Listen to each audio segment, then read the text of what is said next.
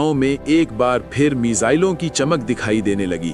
रात की खामोशी अचानक इसराइली शहरों में बजने वाले हंगामी सायरनों ने तोड़ दी। सायरन की आवाज सुनते ही हजारों लोग घरों से निकलकर करीबी महफूज पनाहगाहों की तरफ दौड़ पड़े। इसी दौरान इसराइल के फजाई दिफाई निज़ाम पूरी रफ्तार से काम कर रहे थे। रेडार सेंसर सैकड़ों किलोमीटर दूर से तेजी से आने वाली अशिया को पकड़ रहे थे। चंद ही लम्हों बाद दिफाई मिसाइल आसमान की तरफ दाग दिए गए। फजा में यके बाद दीगरे धमाके होने लगे। ये वाज़े था कि ईरान और इसराइल के दरमियान जारी कशीदगी अब एक और ज्यादा नाजुक मरहले में दाखिल हो चुकी है। हालिया ईरानी हमलों को इस तनाज़े के आगाज से अब तक के शदीद तरीन हमलों में शुमार किया जा रहा है। इत्तलात के मुताबिक दर्जनों बल्कि बाज़ अंदाजों के मुताबिक सैकड़ों बैलिस्टिक मिसाइल इसराइल की तरफ फायर किए गए। ये हमले चंद मिनटों में खत्म नहीं हुए बल्कि कई घंटों तक मुख्तलिफ वक्फों से मिसाइल दागे जाते रहे, जिससे इसराइली दिफाई निज़ाम पर मुसलसल दबाव बढ़ता रहा।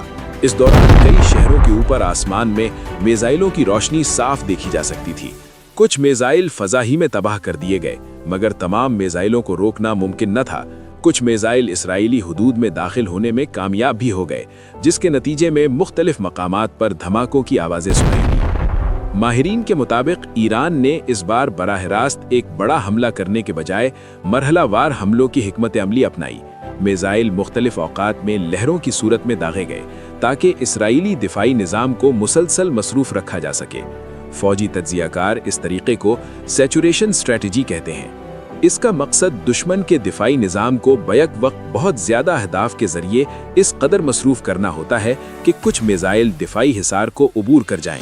हालिया हमलों में मुबैना तौर पर ईरान ने भारी और तवील फासले तक मार करने वाले बैलिस्टिक मिसाइल भी इस्तेमाल किए।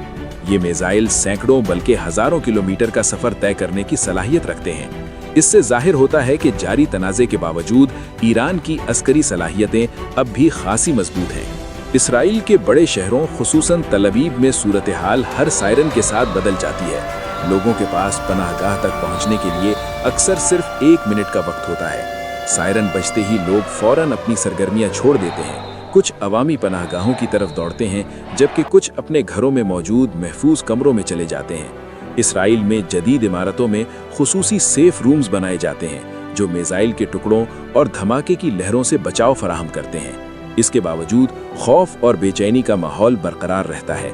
कई खानदान अब रात को भी पनाहगाहों के करीब सोना तरजीह देते हैं ताकि किसी भी नए हमले की सूरत में फौरन महफूज जगह पर पहुंच सकें। कुछ इलाकों में रोजमर्रा जिंदगी मुतासिर हो चुकी है।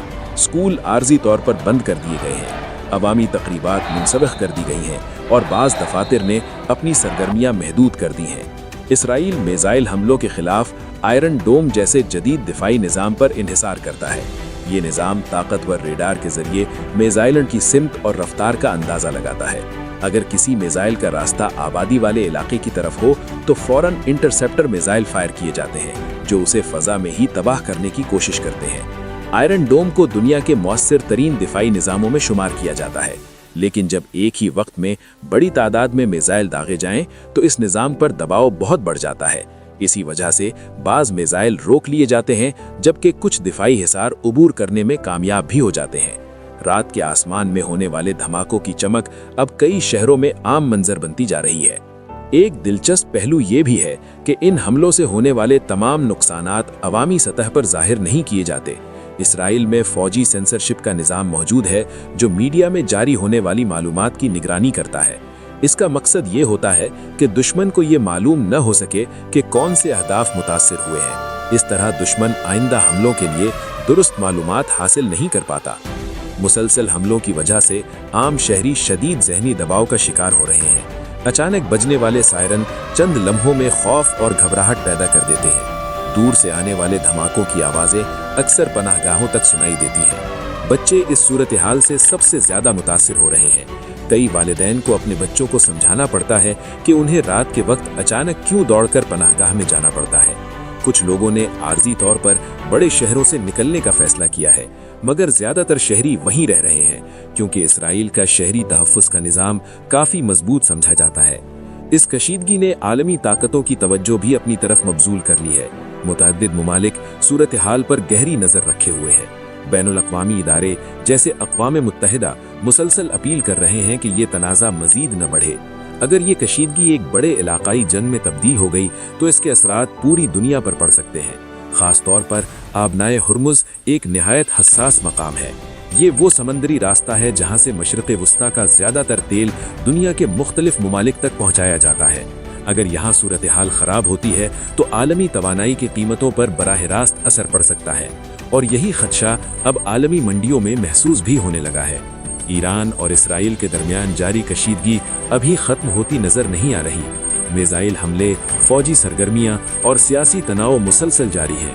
ہر نیا ایونٹ اس خطے میں مزید بے چینی پیدا کر رہا ہے۔ ایران کے لیے یہ حملے اس کی فوجی صلاحیت کا اظہار ہے۔